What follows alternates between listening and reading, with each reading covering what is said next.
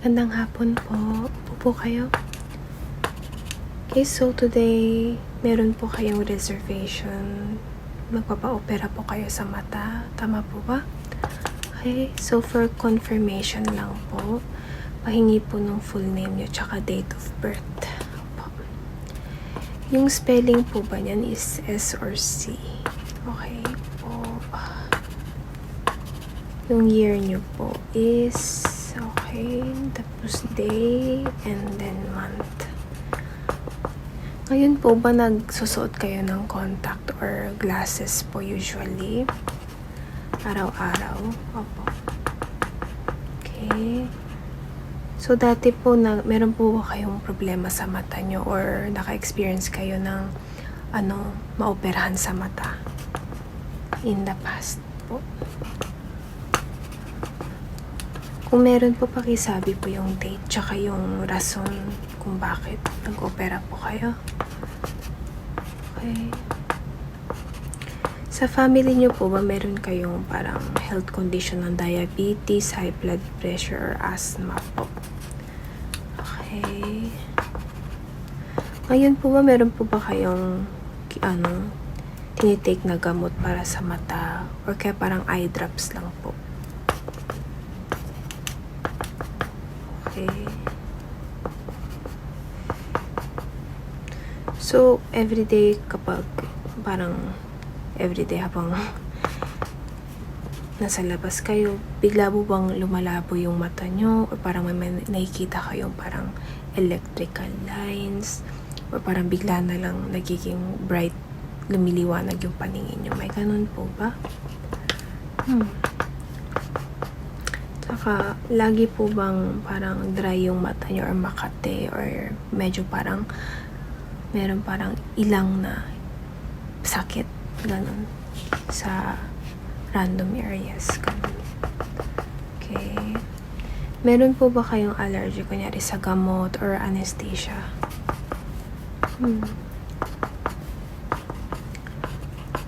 So, kamusta naman po yung eyesight nyo during the day? Kunyari, mas malabo bang tingnan yung mga letters sa malayo or malapit, or okay naman both, or both sila is hindi maganda yung paningin nyo?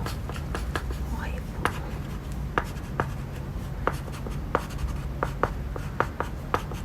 Kamusta naman po yung condition nyo today? Parang ready po ba kayo sa surgery?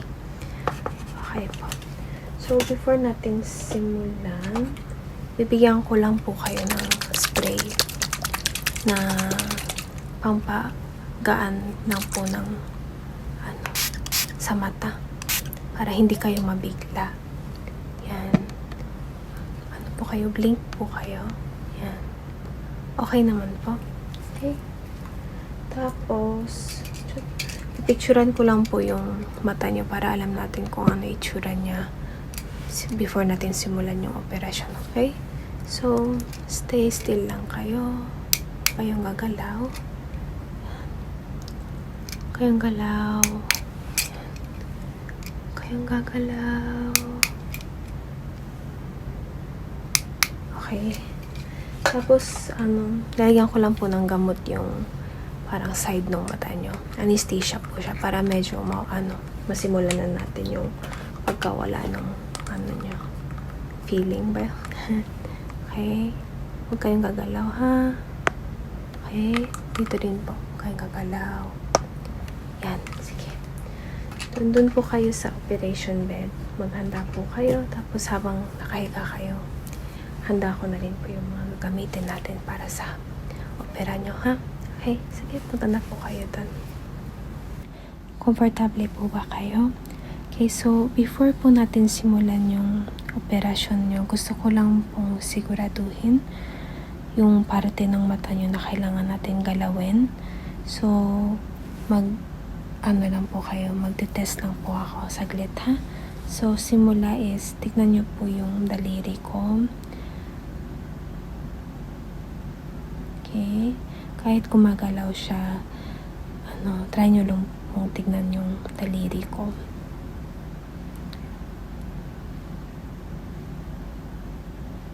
Maganda naman po na titignan nyo naman ang maayos. Okay, so sunod is gagamit ako ng ilaw. So itong ilaw gusto kong tingnan nyo rin. Parang yung daliri ko kanina. Sundan nyo lang.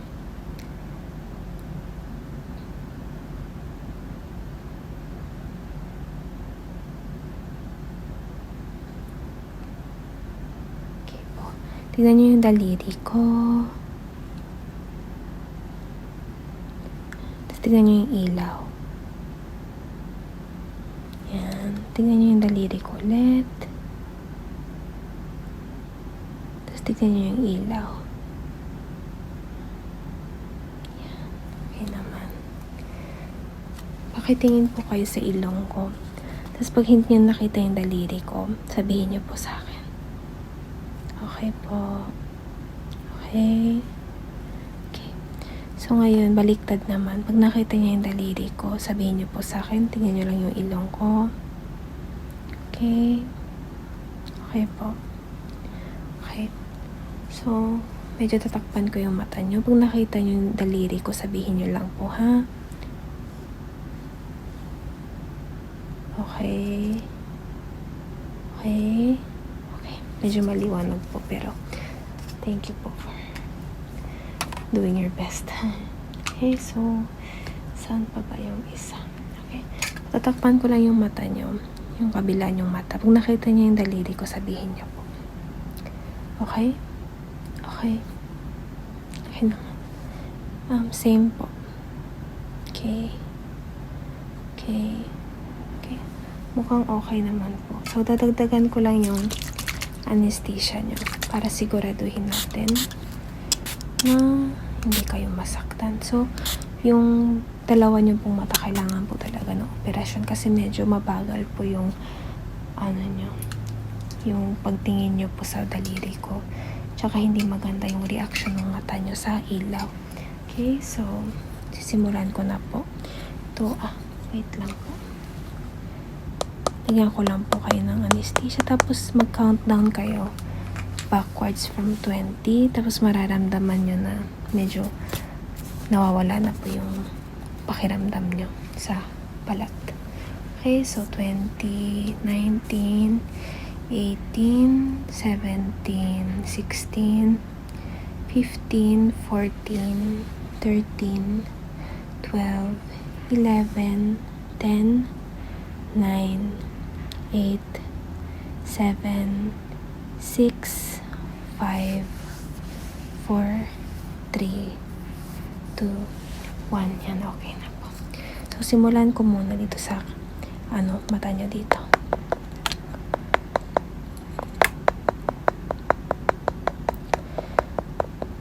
Maganda naman po yung anesthesia namin, pero minsan kasi may tao na mas hindi, mas matibay pagka sa gamot, yung hindi masyadong matalab sa kanila. Kaya pag meron kayong naramdaman na unting sakit, sabihin nyo lang po sa akin kasi dadagdagan ko po yung anesthesia para siguraduhin natin hindi kayo masaktan. Okay?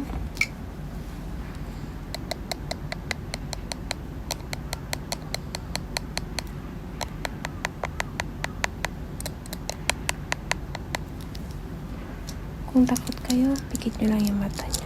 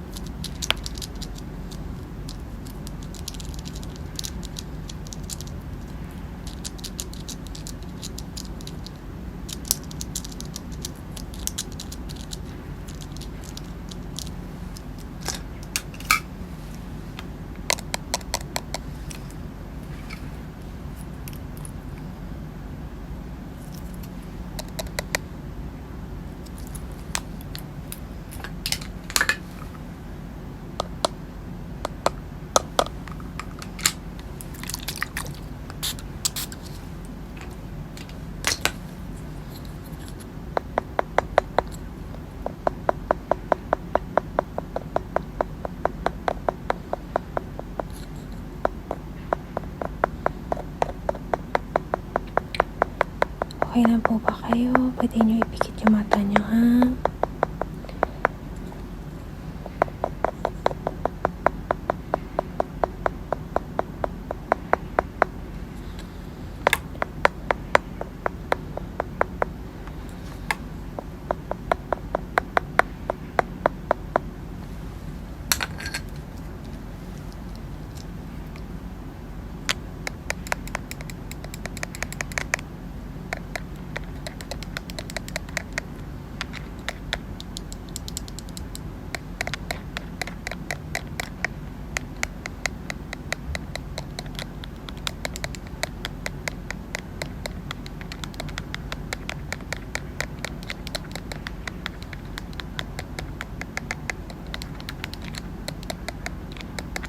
Yan.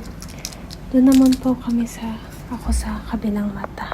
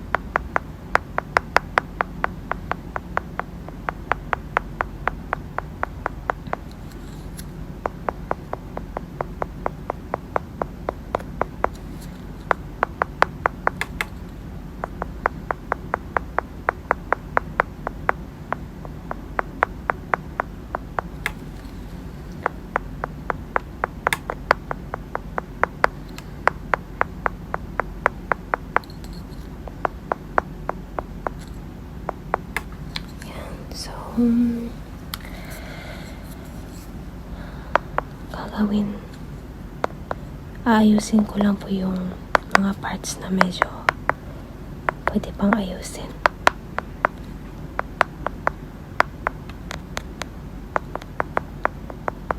Pero yung operahan nyo mismo is successful naman po.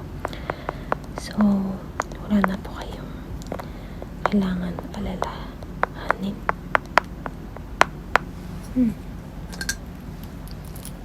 Scan ko lang po sa blue light para mawala po yung mga bacteria.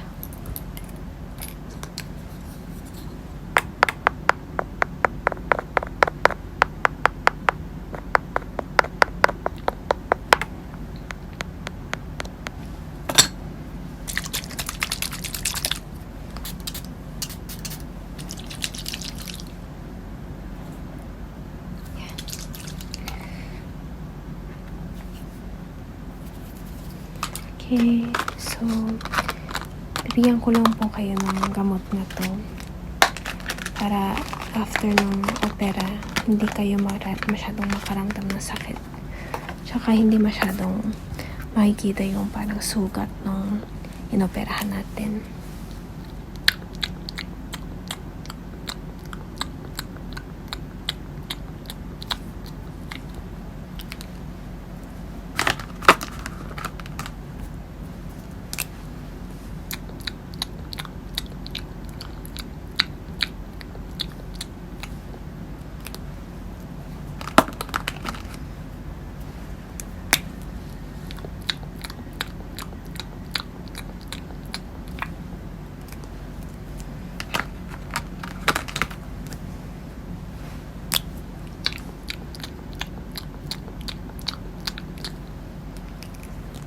Okay. So, picturean ko lang po kayo nung after nung opera nyo.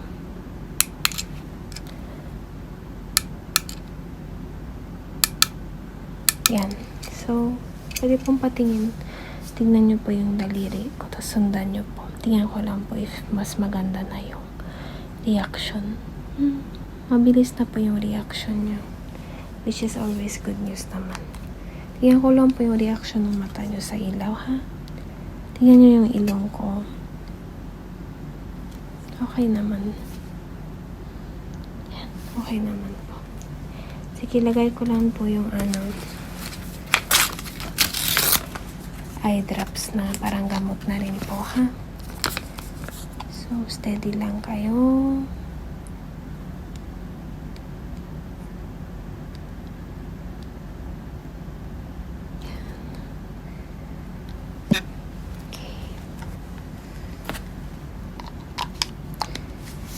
Pikit-pikit nyo lang yung mata nyo. Blink-blink.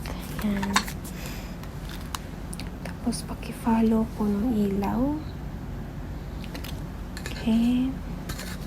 Medyo sensitive pa po yung mata nyo. So, dito nyo po tingnan yung ilaw. Sundan nyo lang po dun sa parang ano ba to? Parang kahoy. Okay. Maganda naman po yung reaction nyo. So, sa tingin ko medyo nahihilo pa kayo dahil sa anesthesia. Higa lang po muna kayo tapos matulog kayo. If kumising na kayo tsaka mas okay na po yung pakiramdam nyo, tawagin nyo lang po ako para makauwi na kayo, ha? So, rest lang po kayo. Huwag nyo napansinin yung oras. Okay po? Sige, tulog muna kayo. Okay. Salamat po.